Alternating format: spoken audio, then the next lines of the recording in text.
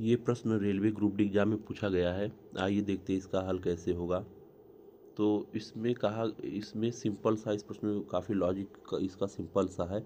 इसमें एक टंकी है, ये रहा मान ला टंकी हमने मान लिया, और दिया कि इसमें एक छिद्र है, ये रहा एक छिद्र, और टंकी में, और यहाँ पर दिया है कि टंकी में जल का स्तर बनाए रखने के लिए समान दक्षता वाले 3 फिलिंग पाइपों की आवश्यकता है, और छिद्र एक भरी हुई टंकी को 1 घंटे में खाली कर सकता है।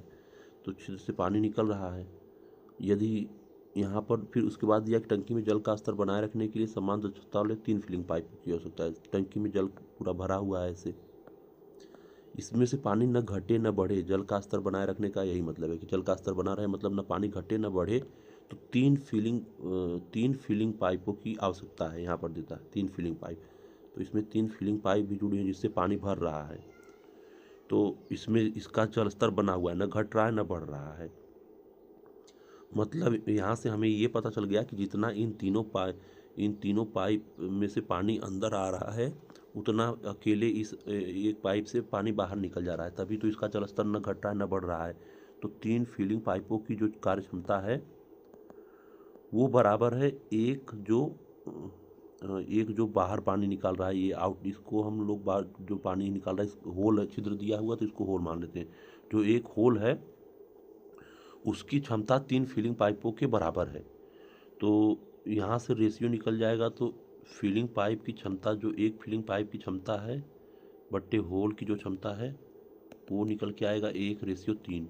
मतलब होल यदि 1 घंटे में, ये कार्य क्षमता निकल के आ गया। कार्य क्षमता मतलब कि यदि 1 घंटे में होल 3 यूनिट काम कर रहा है तो एक फिलिंग पाइप एक यूनिट काम कर रही है। ये 3 पाइप लगी हुई हैं, एक 3 यूनिट 1 घंटे में काम कर रही हैं, ये 3 यूनिट अकेले काम कर रहा है। कार्य क्षमता का रेशियो यहाँ से निकल गया।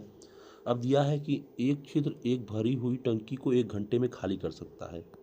एक छिद्र एक भरी हुई टंकी को 1 घंटे में, यहाँ पर पहले लाइन में दिया हुआ है, छिद्र एक टंकी को 1 घंटे में खाली कर सकता है। तो यहाँ पर इसका कार्य क्षमता 3 है, 3 यूनिट है, और 3 यूनिट है, 1 घंटे में खाली कर सकता है, मतलब 1 घंटे में 3 काम करेगा। कार्य क्षमता मतलब प्रति इकाई कार्य ही होता है।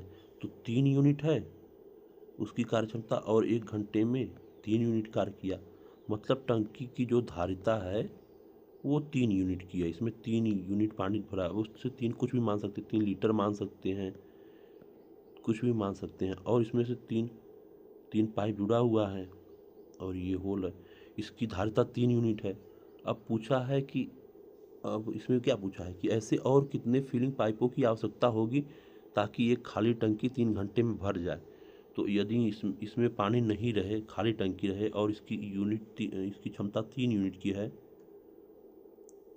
इसकी क्षमता 3 यूनिट की, इसमें खाली टंकी है, और यहाँ पर 3 इनलेट पाइप लगा हुआ है, 1 आउटलेट पाइप लगा हुआ है। और यदि ये टंकी खाली रहेगी तो जितना पानी इधर से आएगा उतना इधर से निकल जाएगा, तो टंकी का जलस्तर बढ़ेगा ही नहीं। तो ऐसी, और इसमें कुछ और फिलिंग पाइप ऐड करना पड़ेगा। तो यही पूछा है कि कितने फिलिंग पाइपों की आवश्यकता होगी ताकि एक खाली टंकी 3 घंटे में भर जाए। 3 घंटे में भरना है इसको, और इसकी यूनिट 3, इसका 3 क्षमता इसकी है। तो 3 घंटे में भरना है तो हमें 1 घंटे का क्षमता निकालना पड़ेगा। तो 3 में 3 का भाग दे देंगे, तो यहाँ से ये 3 जो है ये इसकी क्षमता है, और ये 3 घंटा है। इस मतलब 3 घंटे, यही पूछा है ना कि 3 घंटे में भरना है, तो ये आ जाएगा 1 यूनिट प्रति घंटा आ जाएगा, कि 1 यूनिट प्रति घंटा हमें काम कराना होगा, मतलब हर 1 घंटे में 1 यूनिट काम कराना होगा। तो ऐसे और कितने फिलिंग पाइपों की आवश्यकता होगी। तो एक पाइप की हमने यहाँ पर देखा था कि एक पाइप 1 घंटे में 1 यूनिट काम करता है, हमने पहले ही यहाँ से निकाल लिया था, यहाँ पर देख सकते हैं क्षमता। और 1 घंटे में 1 यूनिट काम ही भी करवाना है, तो बस एक पाइप की आवश्यकता होगी। ऑप्शन बी सही आंसर।